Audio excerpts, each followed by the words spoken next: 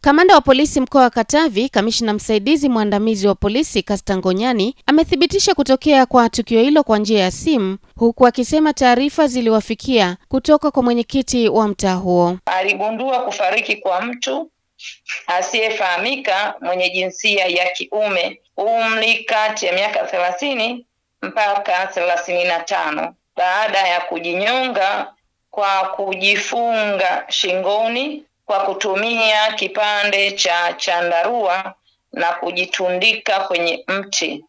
Kiini chanzo kinachunguzwa. Mbinu ni kwamba marehemu alifika eneo ambalo alikaliwi na mtu yoyote polini na kujinyonga. Mwili wa marehemu umehifadhiwa hospitali ya manispaa ya Mpanda ukisubiri kutambuliwa kwa ndugu na jamaa ili taratibu nyingine zifanyike. Naye mwenyekiti wa mtaa Nsemulwa Emily Kilomo amewaomba wakazi wa mtaa huo pindi wanapopatwa na changamoto waeleze ili waweze kusaidiwa. Nawaomba sana kwamba unapopata shida, unapopata changamoto, isiwe ya kwako peke yako, shirikisha watu ili waweze kusaidia, na mwisho wa siku labda pengine usifikie maamuzi kama yale ambayo yamejitokeza kwa mwenzetu. Wakazi wa mtaa huo pamoja na balozi wa shina namba 6, eneo ambalo tukio hilo limetokea, wameshtushwa na tukio hilo na kueleza kuwa kijana huyo hawamfahamu. Ngoja kuona tukio kwa mtu amejinyonga ila simfahamu.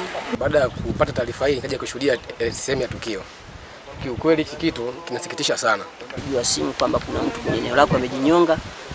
Nikaja kushuhudia na ni kweli, nikaanza kufanya utaratibu, nikampigia mwenyekiti wa serikali ya mtaa, tukaendelea kupeana ushirikiano. Kutokana na tukio hilo, kamanda wa polisi mkoa wa Katavi ametoa rai kwa jamii kuacha kujichukulia sheria mkononi na kueleza kuwa changamoto zinapojitokeza ni vizuri kuzungumza na wazee, viongozi wa dini na kumwamini Mungu. Ana Milanzi, Katavi. Ili uwe wa kwanza kupata taarifa zetu, usisahau kusubscribe, kulike na kushare.